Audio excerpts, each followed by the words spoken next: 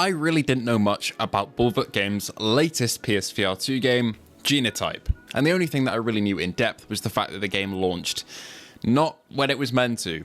The day one patch wasn't out, and the developers, especially the CEO, kind of went into panic mode, but apparently the game was very, very good. But after a little while, I've waited for the day one patch to come out, and I've also just been waiting for a key to review the game, and we're here now. And after playing GenoType for a couple of hours, all I can say is, wow, this is genuinely a great game that I haven't been hearing much buzz about, which is kind of unfortunate because it's got some really good stuff here. It's a Metroid-like, I think they market it as, where you have to go through different areas and grab different items to achieve different things in other locations.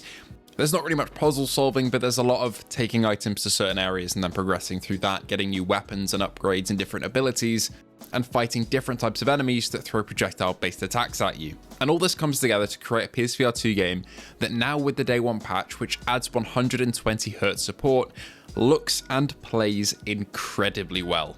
Let's get into it. Oh. Holy shit. That was mad. Oh, he's gone. He's done for.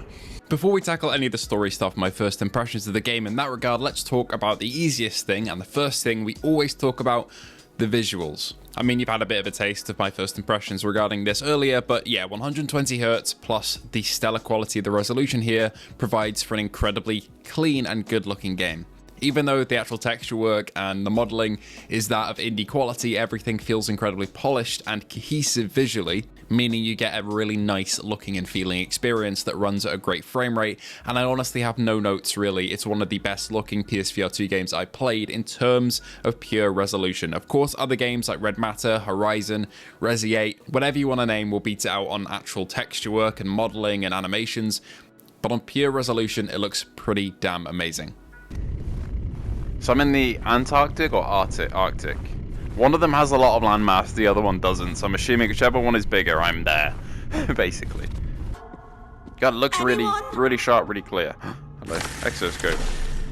God, 120Hz is so nice to play. The exoscope. And the game takes place between an Arctic environment and an indoor environment that's very like a base and a lab.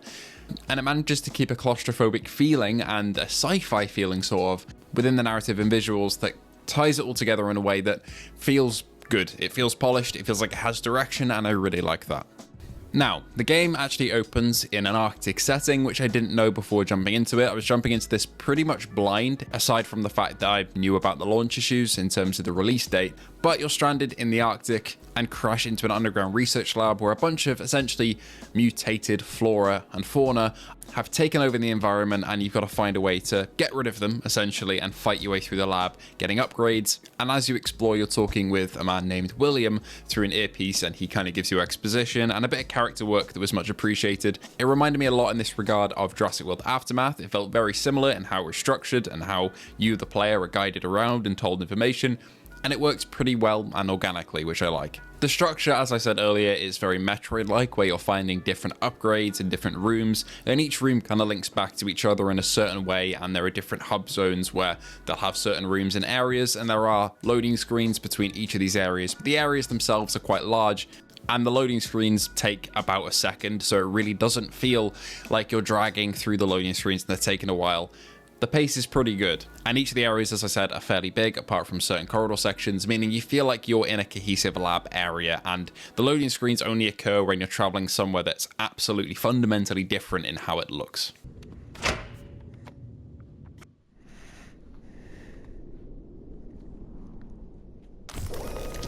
So certain items and abilities will unlock certain areas, and there are two ways to go about this and getting these. One of them is finding them just around the world and the map. These can include recipes and guns, which are absolutely weird and great. They're organic living guns, essentially, and they attach to your hand. There are quite a few of them you unlock throughout the campaign, and they feel very different from each other with a main fire and a secondary fire ability, and they are disgustingly cool in the way they're designed. You can craft using the terminals. Oh, I hate that. I hate that.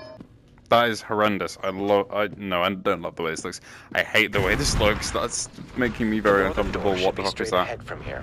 Each of them feel unique and actually useful, and the ones that fire projectiles have ammo counters, which you'll have to use recipes to craft ammo for or find them around the world. Similarly, your health is also managed through items you find around the world, and your clearance for different areas in the game, to allow you to progress through different rooms. The feeling of piecing things together and what happened in the facility as you upgrade your weapons and get a bit more powerful in terms of what you can do, and a bit more versatile in terms of handling enemies, which come in all shapes and sizes, giving buffs to each other or having different ranged or melee attacks, which is awesome. It really all comes together and it feels quite good. So the components are there, but the level design is a little bit copy and paste in terms of how it feels.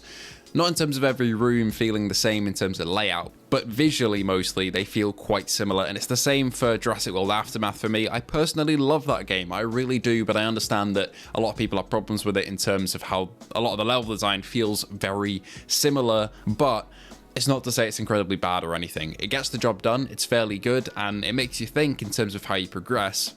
But a lot of the rooms looking the same can maybe feel like the pacing's dragging a little bit towards the later sections of the game. So in terms of actual enemy design and gunplay, it's pretty damn great, but the actual fundamentals of the levels around these mechanics leave a little bit to be desired. But for the price, it's pretty great, to be honest, and the narrative does keep you engaged as you find out more about both of our characters here, where they're going and what they're trying to do. I did also mention that getting upgrades by finding them was only one of the ways of doing so. The other one is through terminals, where you'll have actual, essentially biomass that you use to construct and craft ammo and health, and other currencies like tokens which you find around the map, which will let you upgrade your weapons. Stuff like this is really cool, and I appreciate having actual in-world terminals for doing things like this and for saving, because it makes me feel like I'm in the game a lot more than I would be if, say, a random menu popped up. Audio-wise as well, I'm pretty impressed here. The music cues at certain areas sound pretty damn good, and there were a couple moments where I actually stopped and just listened to it for a little while as I picked up a certain important item or gun or triggered a narrative event. And although the audio in its design is pretty damn great, the actual voice cast is probably the star here in terms of what you're hearing, because their dialogue's pretty damn good. The recorded audio files you can find around the map are very well done, and the voice acting itself is just enjoyable to listen to. It doesn't feel out of place or cringy. There are certain lines which felt a little forced in terms of putting character moments onto you, but to be honest, it's nothing too bad, and overall, I'm really impressed with a game of this indie quality having such good writing and good character work and good dialogue and good delivery too. It's kind of a home run in terms of indie quality on that, which I'm pretty damn impressed with. Whoa. We found a fossil in the ice. From its DNA, we recreated hundreds of species of flora and fauna, but the ecosystem took over. Those who didn't die from the creatures died from the airborne poison. Overall, my impressions of GenoType so far is that it's incredibly solid.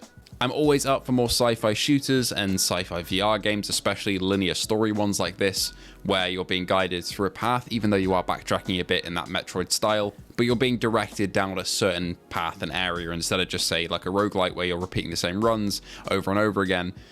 I really enjoy it. I'm always up for one, and luckily this is a very, very good game. GenoType has really impressed me so far in all aspects except maybe that level design. I think considering the budget here, they did as best they could.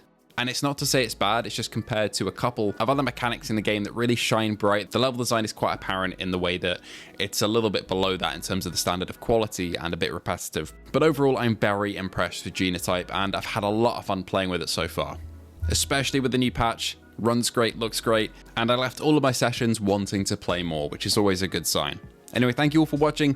Please let me know what you think of GenoType in the comments below. Have you played it already in the first 2 weeks it's been out? Have you been waiting for the new patch or any reviews? Please do let me know. Thank you to our patrons Luke Bentley, Hazit Mirza, Ace Gamer, and Phil Irving. The link to the Patreon and YouTube membership are in the description below if you want to go and join those. And the Discord is also linked below as well. So thank you all for watching, and I hope to see you all in the next video.